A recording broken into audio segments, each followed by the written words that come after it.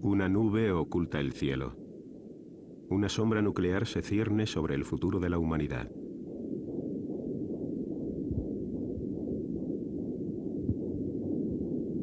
A mediados del siglo XX, dos superpotencias se preparaban para un conflicto que podía haber terminado con la vida de este planeta.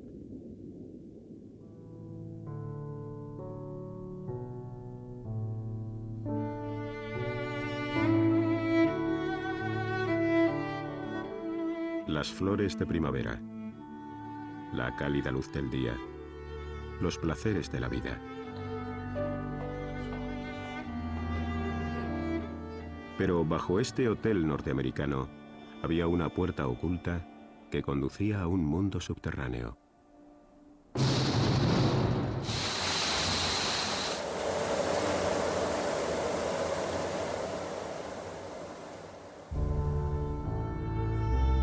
Este lugar sería el refugio para los miembros del Congreso de los Estados Unidos en caso de que se produjera una guerra nuclear.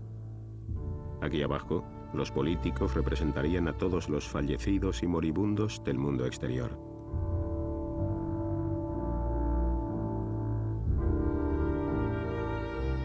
En este lugar había todo lo necesario para que unas cuantas personas esperaran al final del invierno nuclear.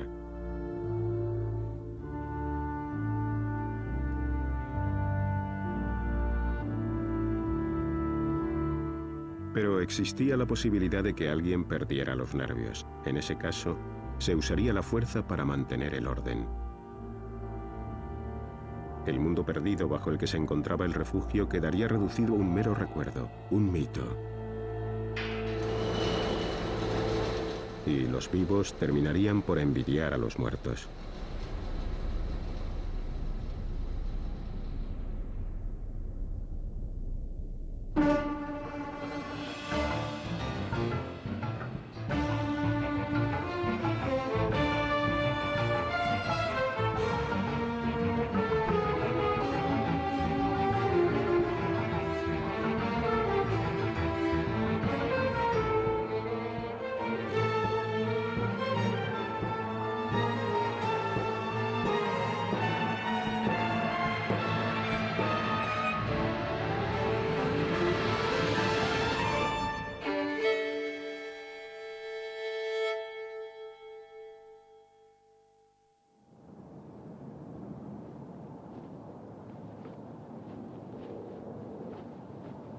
Berlín, 1945. Las tropas soviéticas entran en la capital del Reich de Hitler. Los soldados norteamericanos, británicos y franceses pronto se unirían a ellos en las ruinas. Churchill, Stalin y Truman eran los vencedores oficiales de la Segunda Guerra Mundial, pero el de Stalin era un triunfo muy especial. El poder ruso se había introducido en el corazón de Europa.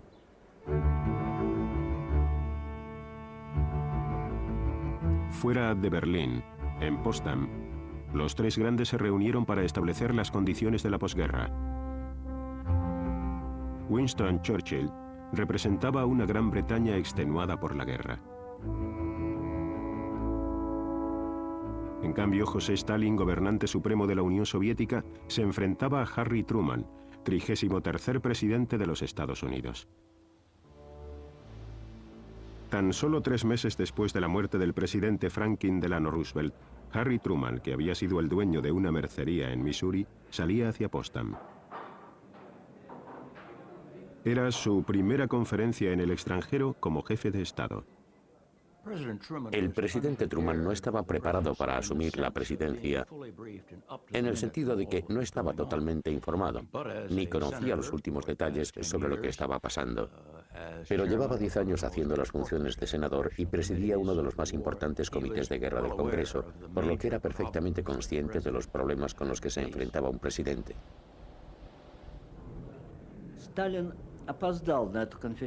Stalin llegó con retraso a la conferencia. Tuvo una especie de ataque al corazón. La cuestión es que llegó un día después Fue a ver a Churchill y a Truman y se disculpó por la tardanza. La guerra había asolado la Unión Soviética, pero Stalin seguía siendo una figura imponente. I went up to him and I said, Marshal, this must be a great satisfaction to you after all the trials that you've been through and the tragedy that you've been through to be here in Berlin. And he looked at me and said, Tsar Alexander got to Paris. ¿Quería Stalin llegar hasta el Atlántico? Lenin, su predecesor, tenía la esperanza de que la revolución rusa daría lugar a una revolución comunista a escala mundial. En este periodo de ideologías enfrentadas que siguió a la Primera Guerra Mundial, tiene sus orígenes la Guerra Fría. En 1919, el presidente Woodrow Wilson embarcó rumbo a la Conferencia de Paz Europea con la idea de conseguir un mundo mejor, donde las naciones pequeñas estuvieran a salvo y se dieran las condiciones apropiadas para los negocios. Pero su acuerdo de paz excluía a la Rusia bolchevique.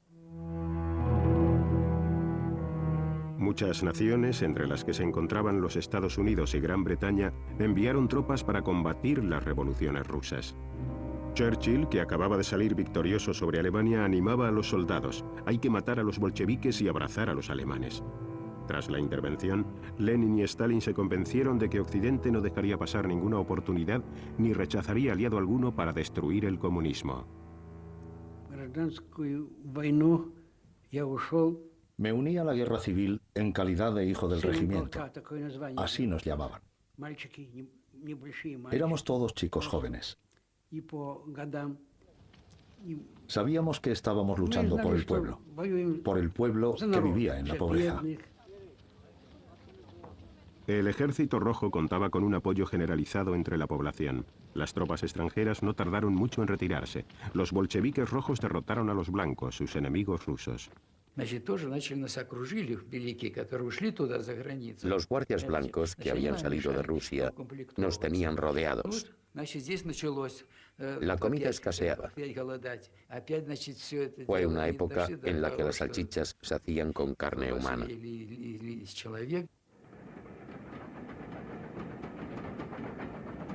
En Rusia la hambruna siguió a la guerra civil. Los bolcheviques, que habían resultado victoriosos, se apartaron del mundo exterior para desarrollar la economía de su propio país.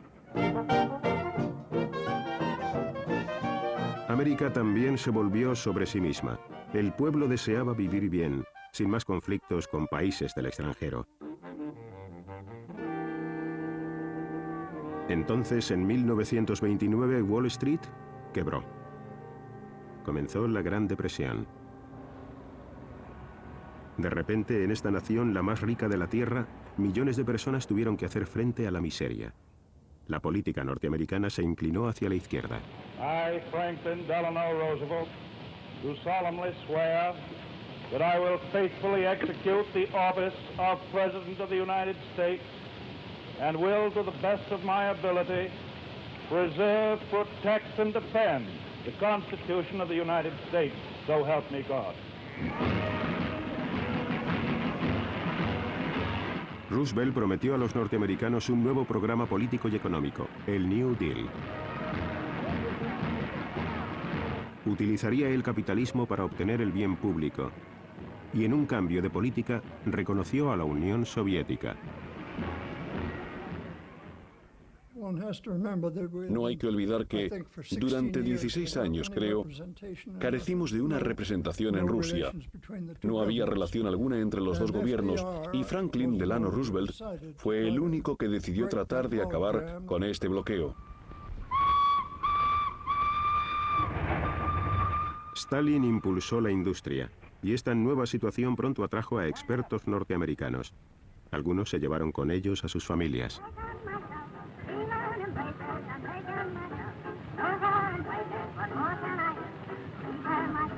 Mientras que los músculos soviéticos realizaban grandes esfuerzos para construir presas y altos hornos, las corporaciones americanas enviaban hábiles ingenieros a trabajar allí, pero con contrato.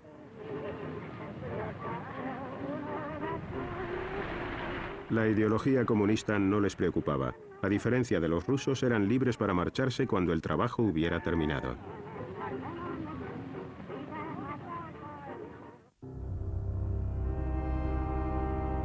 Stalin era el artífice de un plan económico, un tirano que no toleraba fallos o críticas.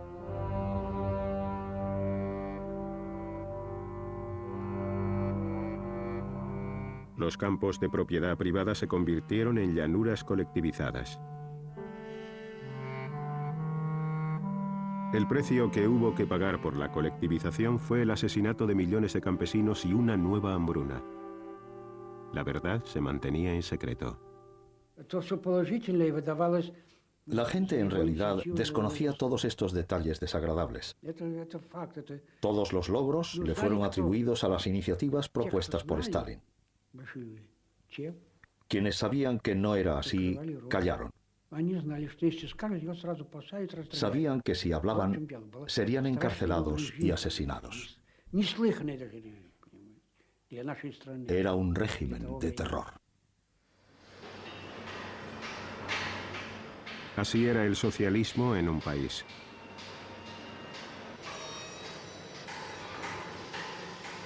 En 10 años, la producción de la industria pesada se duplicó.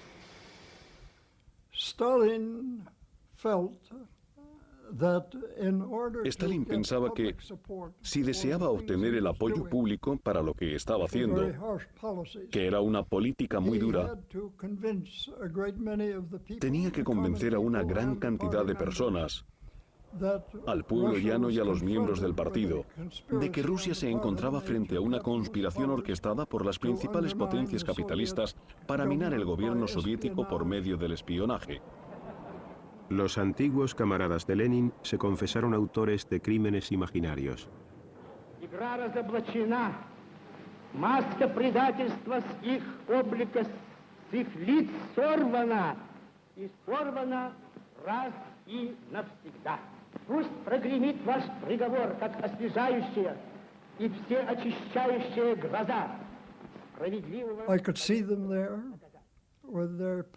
Podía verles ahí, con sus rostros pálidos, sus labios temblorosos y sus ojos evasivos. Eran los rostros de unos hombres que, si no habían sido torturados, al menos sí aterrorizados de muchos otros modos. A menudo les amenazaban con tomar represalias con sus familias si no confesaban.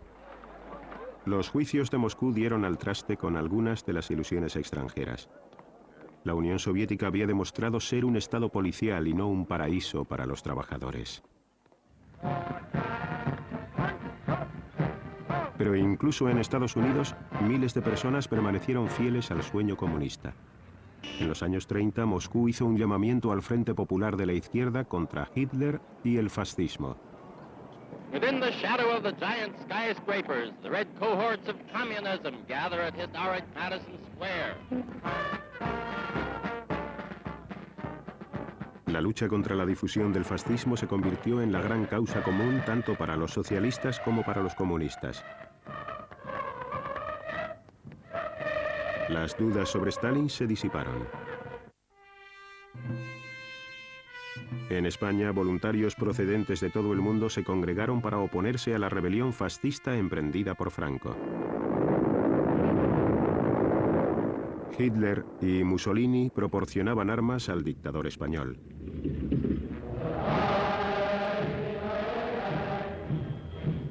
En Alemania, los nazis se estaban rearmando. Hitler no ocultaba su ambición de dominar Europa y después el mundo entero.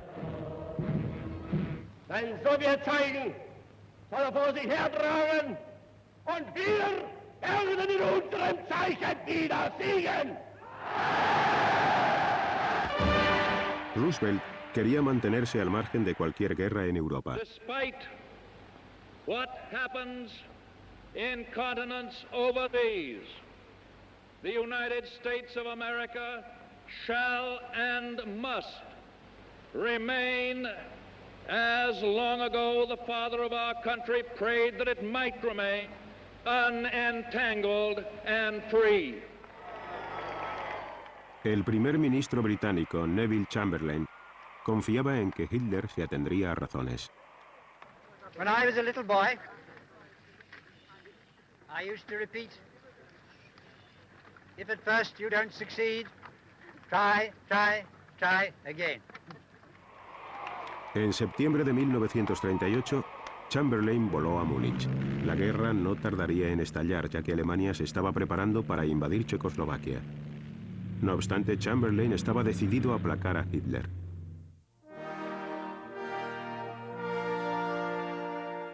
En Múnich, Gran Bretaña, Francia e Italia autorizaron a Hitler para que se apropiara de la zona checa de los Sudetes, con su minoría alemana. Los aliados de Checoslovaquia la habían abandonado. En Moscú, Stalin aprendió algo de la reunión de Múnich. Llegó a la conclusión de que las democracias occidentales nunca le harían frente a Hitler. Stalin planeó un desesperado golpe diplomático. Fascistas y comunistas, enemigos acérrimos, estaban a punto de abrazarse. Hitler envió a Ribbentrop, su ministro de Asuntos Exteriores, a Moscú. El ministro de Exteriores soviético, Molotov, firmó el Pacto Germano-Soviético. Occidente estaba consternado.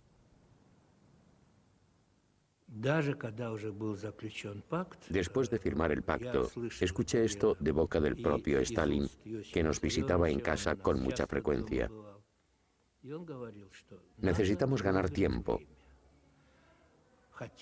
Al menos 2 años de tiempo.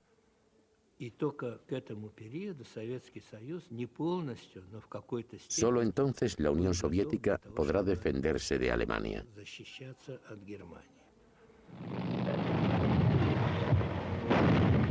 Septiembre de 1939. Hitler invade Polonia.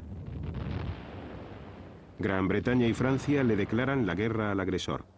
Demasiado tarde para salvar a Polonia. Derrotada, Polonia desapareció del mapa. Alemania y Rusia habían conspirado contra ella. Nikita Khrushchev supervisaba a los ocupantes comunistas de la parte oriental de Polonia.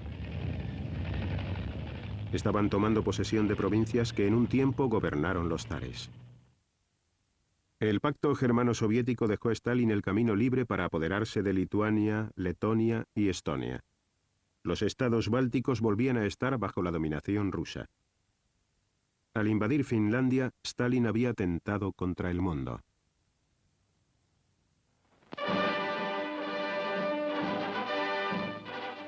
The Soviet Union is run by a dictatorship as absolute as any other dictatorship in the world.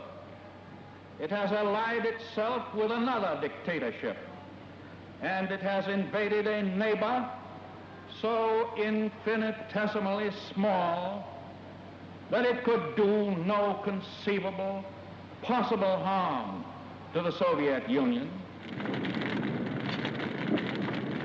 En 1940, Hitler ataca a Europa Occidental. A mediados de 1941, Francia, Bélgica, Holanda, Noruega, Dinamarca, Yugoslavia y Grecia pasaron a engrosar la lista de sus conquistas. La Gran Bretaña de Churchill resistía en solitario. El 22 de junio de 1941, Adolf Hitler invade la Unión Soviética. Este día cambió la historia. Hitler pretendía ganar una vasta colonia para Alemania, pero no consiguió su propósito, y 4 años después su acto otorgaría a Rusia el poder en el corazón de Europa. Con el avance de los tanques nazis comenzaban a perfilarse las futuras líneas de la Guerra Fría. El Ejército Rojo tuvo que batirse en retirada. Mi madre dijo, ve con los soldados. Los soldados se estaban retirando, heridos y cubiertos de sangre. Y yo solo tenía un abrigo y unos zapatos. Eso es todo. Los ciudadanos rusos se unieron. En el exterior, la Unión Soviética ganó amigos inesperados. A pesar de sus pasados sentimientos antisoviéticos, Churchill acogió inmediatamente a la Rusia de Stalin como una aliada. Por supuesto, también les dijo a sus amigos que hubiera acogido al mismísimo demonio si éste se hubiera presentado para ayudarle a derrotar a Hitler. The United States of America was suddenly and deliberately attacked by naval and air forces of the Empire of Japan. No matter how long it may take us to overcome this premeditated invasion, the American people in their righteous might will win through to absolute victory. Estados Unidos le declaró la guerra a Japón. Unos días después, con la Wehrmacht a las puertas de Moscú, en un arrebato Hitler declaró la guerra a los Estados Unidos, convirtiendo así a rusos y norteamericanos en aliados. Consiguieron bloquear la ofensiva alemana contra Moscú y Stalin se dirigió a la nación. Y эти люди, лишенные совести и чести, люди с моралью животных, имеют наглость призывать к уничтожению великой русской нации. Немецкие захватчики хотят иметь истребительную войну с народом СССР. Что же, если немцы хотят иметь истребительную войну, они ее получат. Stalin ya estaba mirando más allá de la victoria. Dijo a los británicos que las fronteras soviéticas de la posguerra tendrían que incluir a las repúblicas bálticas y parte de Polonia. Cuando llegué a Moscú con Anthony Eden en diciembre de 1941, los alemanes todavía estaban a tan solo 19 kilómetros del lugar donde nos habíamos reunido. Lo primero que hizo Stalin fue decir: señor Eden, quiero que me asegure que después de la guerra apoyará mis justas peticiones sobre todas estas zonas que usted ve. Eden se quedó absolutamente desconcertado y le respondió: ¿pero no deberíamos estar pensando en la manera de ganar esta guerra? No, no, dijo Stalin. Me gustaría tener esto muy claro desde el principio. Entonces, obviamente, Eden tuvo que decir que él no tenía autoridad para discutir lo que iba a pasar una vez finalizada la guerra. La ayuda norteamericana a Rusia consistía básicamente en armas y camiones. Pero Stalin y su pueblo pedían a gritos algo más. Un segundo frente, un desembarco aliado en Europa Occidental que aliviara el sufrimiento soviético.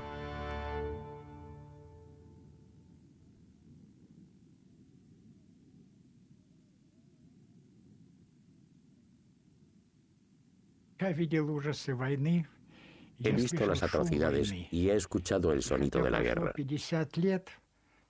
Aunque ya han pasado 50 años desde entonces, aún puedo oír los ruidos de la guerra. Los proyectiles, los bombardeos, los gritos de la gente y los llantos de las mujeres. Durante 6 meses se libró una encarnizada batalla en Stalingrado. Hitler envió allí a 500.000 de hombres. Los alemanes quedaron atrapados y se vieron obligados a rendirse. El rumbo de la guerra estaba cambiando.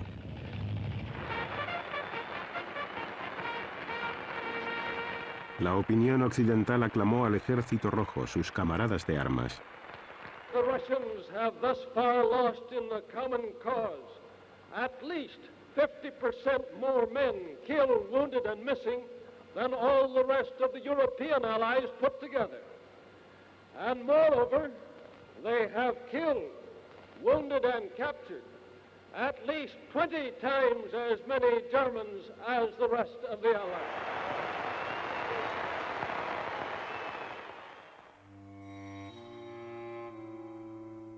Los nazis buscaron el modo de acabar con la alianza formada contra ellos. En Katyn, al oeste de Rusia, desenterraron los cadáveres de más de 4.000 oficiales polacos. Alemania anunció que los oficiales habían sido asesinados por los escuadrones de seguridad soviéticos en 1940, información que al final resultó ser verdadera. Gran Bretaña y Estados Unidos decidieron ignorar esta evidencia sobre los métodos de Stalin.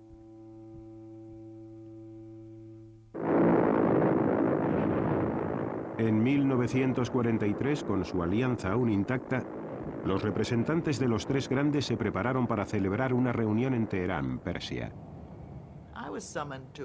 Me llamaron a Teherán para ayudarles a prepararse para la conferencia.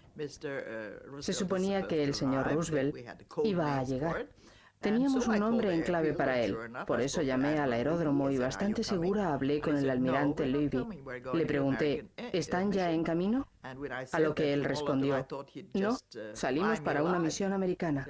Cuando se lo dije al señor Molotov, creí que me iba a matar, pero dijo, ¿cómo? Y me preguntó, ¿para qué está usted aquí? ¿Quién la ha mandado? ¿Qué sabe usted? ¿Qué le voy a decir a Stalin?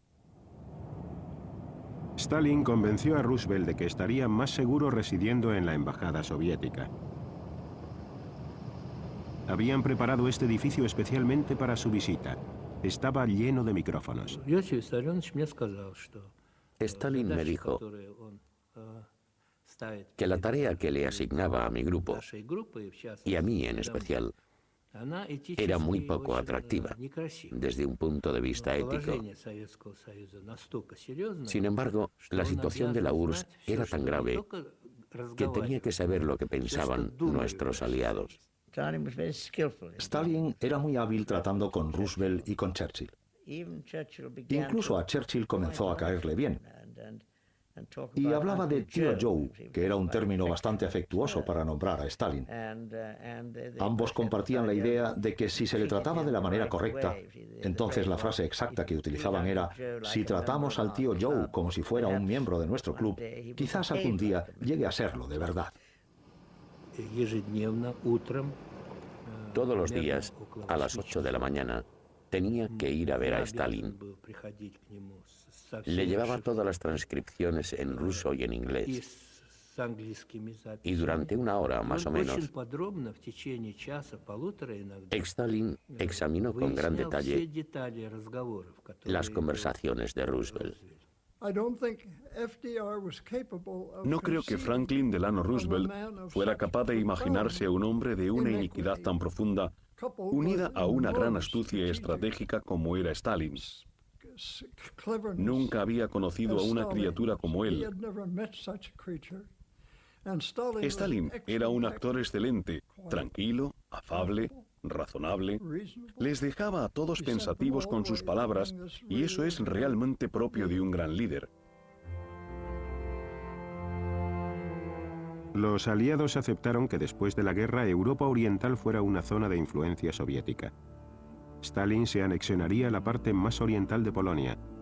Como compensación, los polacos obtendrían una franja en la parte oriental de Alemania. A Polonia no le quedaba otra elección. Juntos, los tres grandes configuraron el mapa del futuro.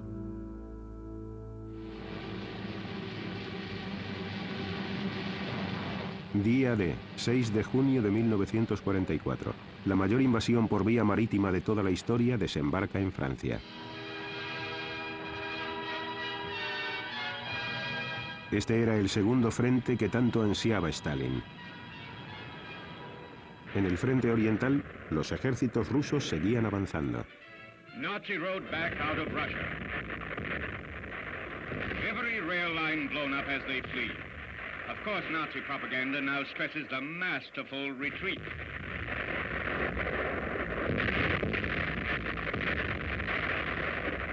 The Soviet flag unfurled in triumph over Sarny, Tarnopol, Odessa, as the Russian tide of victory rolls westward toward Germany. A medida que el ejército rojo se aproximaba a Varsovia, la resistencia polaca arrebataba la ciudad a los alemanes. Los polacos esperaban liberarse y hacer frente a Stalin con una Polonia independiente. El Ejército Nacional de Polonia consiguió hacerse con Varsovia cuando se marcharon los alemanes y antes de que llegaran los rusos. Los mismos rusos les habían animado a ello. Entonces el ejército soviético se detuvo en el Vístula. Stalin dijo que sus tropas necesitaban descansar a las afueras de Varsovia para reagruparse. Los alemanes contraatacaron. Los rusos, que estaban al otro lado del río y que podían haber acudido en ayuda de los que luchaban por la libertad de Polonia, los abandonaron. Y por varias razones, creo que la política de los Estados Unidos debería haber cambiado en este momento. Los polacos contuvieron a los alemanes 63 días. Cuando los miembros de la resistencia fueron asesinados y Varsovia destruida, Polonia culpó a la Unión Soviética.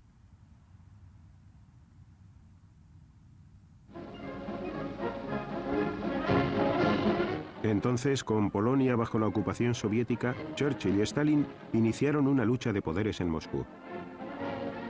Una noche, Churchill garabateó una fórmula para dividir Europa. Rumanía, 90% de influencia soviética. Grecia, 90% de influencia británica y norteamericana. Yugoslavia y Hungría a partes iguales. Bulgaria, 75% de influencia rusa. Stalin mostró su acuerdo. Churchill se preguntaba si debería destruir esa nota, pero Stalin le dijo, no, quédatela. Yalta, en Crimea. Churchill quería que la siguiente reunión de los tres grandes tuviera lugar en el oeste, pero Stalin insistió en que se celebrara en territorio soviético. Stalin quería complacerles, y les diré que todo el mundo trabajó intensamente, cuando todo a su alrededor estaba devastado, trayendo vasos de cristal, servilletas blancas, manteles y muebles. Incluso cuando Winston Churchill dijo algo así como, ojalá tuviera limón para mi gin tonic, al día siguiente encontraron un limonero.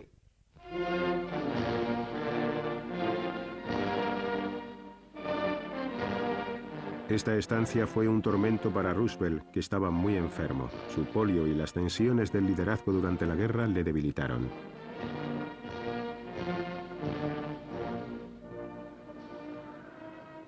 En el antiguo Palacio de los Zares, los jefes de gobierno hicieron frente a una agenda exhaustiva. Tenían que decidir cómo gobernar la derrotada Alemania y querían dejar zanjada la cuestión polaca. Europa del Este, a pesar de su importancia, no era más que uno entre otros muchos asuntos. Primero había que ganar la guerra y ocupar Alemania. En segundo lugar, había que considerar la guerra contra Japón. Y luego era necesario elaborar los acuerdos de posguerra. Stalin sabía que la guerra estaba ganada. Después de todo, en aquel momento los rusos estaban tan solo a unos kilómetros de Berlín. Estaban a punto de hacerse con Budapest. Habían arrasado en algunos lugares de Europa del Este, pero no en todos. Era un negociador muy astuto. No miraba jamás a los ojos. Se quedaba ahí fumando. Y es que era un fumador empedernido y daba la impresión de no estar escuchando. Y luego de repente alzaba el dedo y decía, «Ah». El tremendo error que cometió Roosevelt fue intentar congraciarse con Stalin, acentuando las diferencias que existían entre Churchill y él mismo. Por ello, Stalin tenía muy claro que existían entre ellos disensiones reales, además de las imaginarias. Por supuesto, para nosotros el tema principal era el futuro de Europa del Este y en especial de Polonia. Además, era obvio que tarde o temprano Stalin conseguiría lo que deseaba porque el Ejército Rojo ya había ocupado todo el área de Polonia y desde que estábamos en Yalta habían atravesado ese país hasta llegar a Alemania.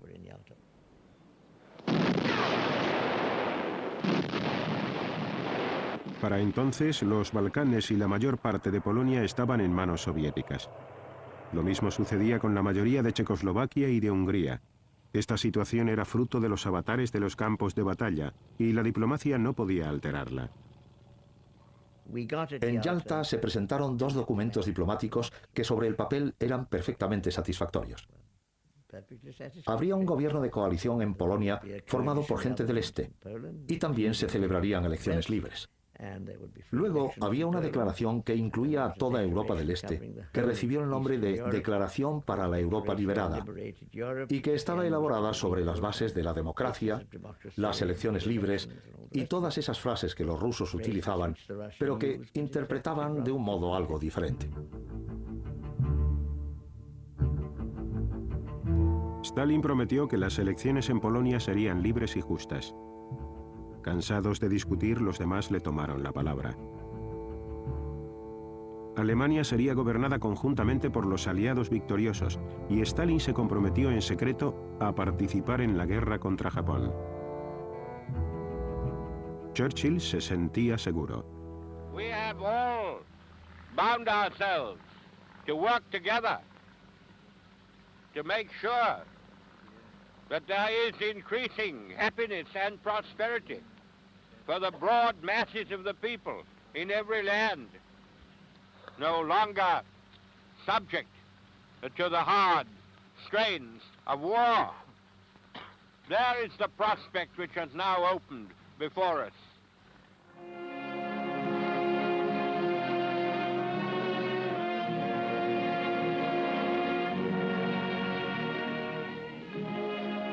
The funeral special heads for Washington. An honor guard of servicemen keeps vigil beside the flag-draped casket. At villages, crossroads, way stations, the people who were so close to his heart stand silently, expressive of the devotion Franklin Roosevelt inspired.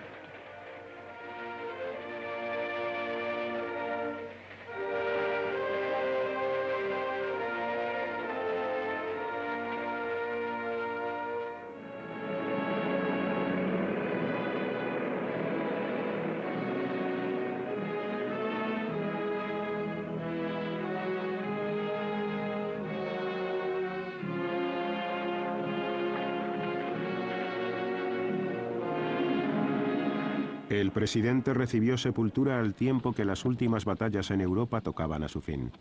Las tropas norteamericanas entraban en las ciudades alemanas sin encontrar resistencia. Estaban muy contentos de ver a los soldados americanos,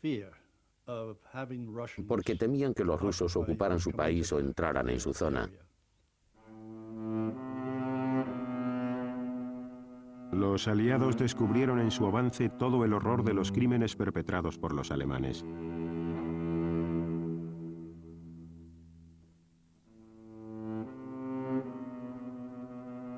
Los judíos habían sido su blanco preferido, pero todas las naciones mostraban su duelo ante las fosas comunes. El miedo a una recuperación alemana empañó los primeros años de paz. Pronto, las tropas soviéticas y norteamericanas se encontraron en Alemania. Un día, nuestro lugarteniente llegó y dijo que quería que se formara una patrulla para ir a ver si podíamos encontrar algunos rusos. Ninguno de nosotros tenía muchas ganas de ir en aquella patrulla, porque éramos conscientes de que la guerra había terminado y no sabíamos lo que había ahí fuera. Es decir, habíamos llegado muy lejos. ¿Por qué volver a jugarnos el cuello? Seguimos avanzando sin encontrar resistencia.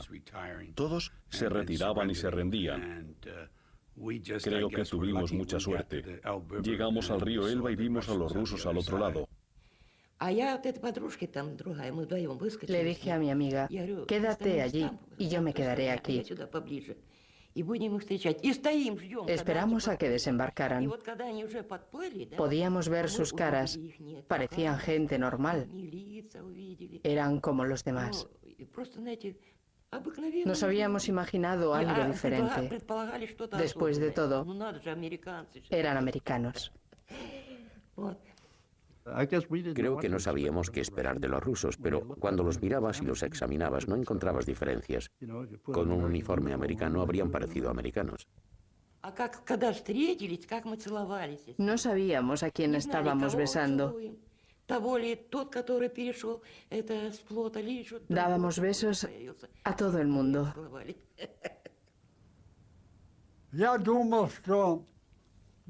Creo que para nosotros la guerra había terminado. Nos lavamos los pies en el río Elba y también la cara y las manos. Pensamos que ahora que nos habíamos reunido con los americanos, la guerra tenía que terminar.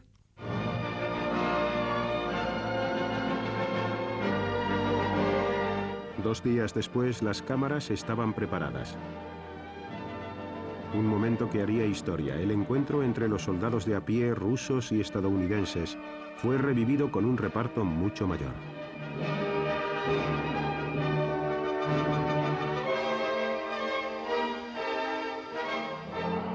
Con el consentimiento aliado se concedió la captura de Berlín a los rusos. Abril de 1945. El Ejército Rojo lanza su ofensiva final contra Berlín. La guerra costó a la Unión Soviética la vida de 27 millones de hombres. Unas pérdidas 40 veces superiores a las de los norteamericanos y británicos juntos. La bandera roja destinada a ondear sobre el Reichstag era de confección casera. Utilizamos manteles. Una noche estuve ayudando a mi amigo, un sastre judío, a coserlas para hacer 3 banderas y las llevamos a Berlín. Encontré a 3 soldados y las colocamos en lo alto.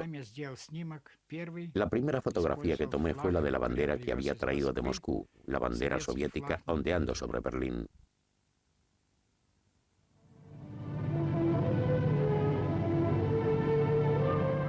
Cuando el Reich de Hitler se desmoronó, cientos de personas se reunieron en San Francisco para fundar la Organización de las Naciones Unidas.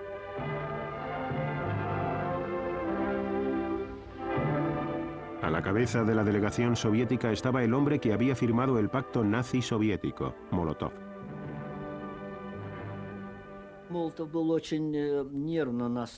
Molotov estaba muy nervioso porque sentía que la guerra estaba tocando a su fin,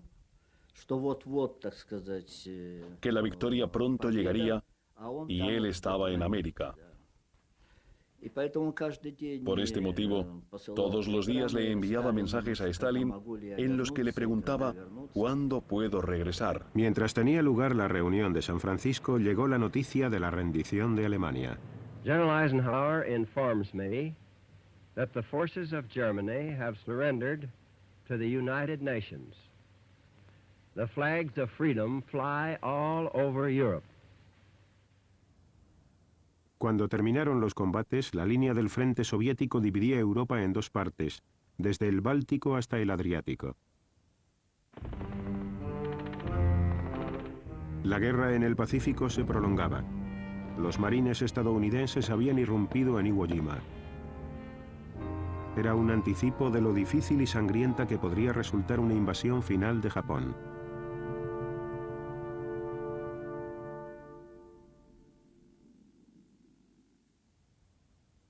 Potsdam, en la Alemania conquistada, sede de la tercera cumbre aliada. La actitud de Washington hacia la Unión Soviética comenzó a cambiar bastante antes de Potsdam. En el aire ya había indicios de una inminente tempestad. Truman declaró oficialmente y con bastante claridad que la declaración que Europa había adoptado en Yalta no se estaba aplicando en algunos países.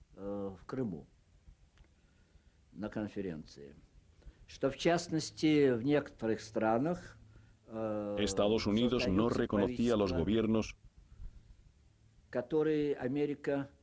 que se estaban constituyendo. Yo diría que la conferencia de Potsdam se caracterizó por el mal humor que flotaba en el aire, porque ese fue el ambiente que reinó, si exceptuamos las ocasiones ceremoniales. Los aliados no podían dar su consentimiento tan fácilmente a un acuerdo para un tratado de paz alemán sobre cómo poner en práctica los acuerdos alcanzados en Yalta. Stalin confirmó que sus tropas estaban preparadas para entrar en guerra con Japón.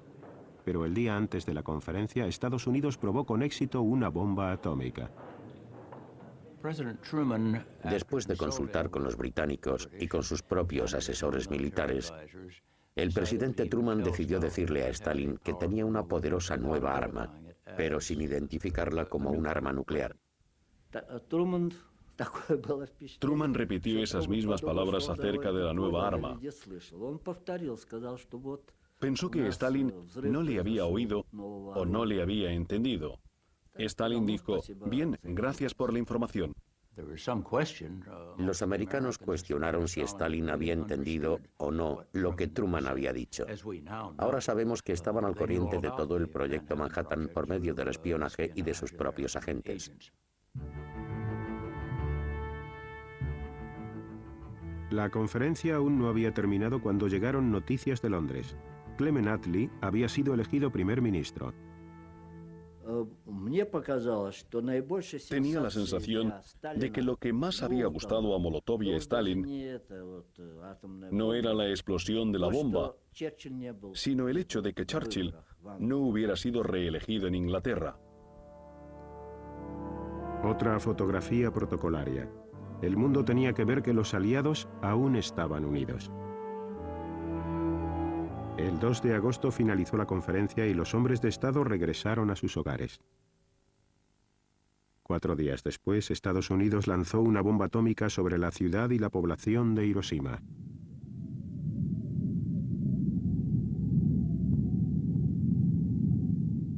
Al cabo de 3 días lanzó otra, esta vez sobre Nagasaki.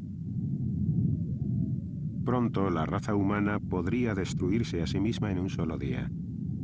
Y en los momentos más críticos de la Guerra Fría, siempre ha estado presente la sombra amenazante de una guerra nuclear.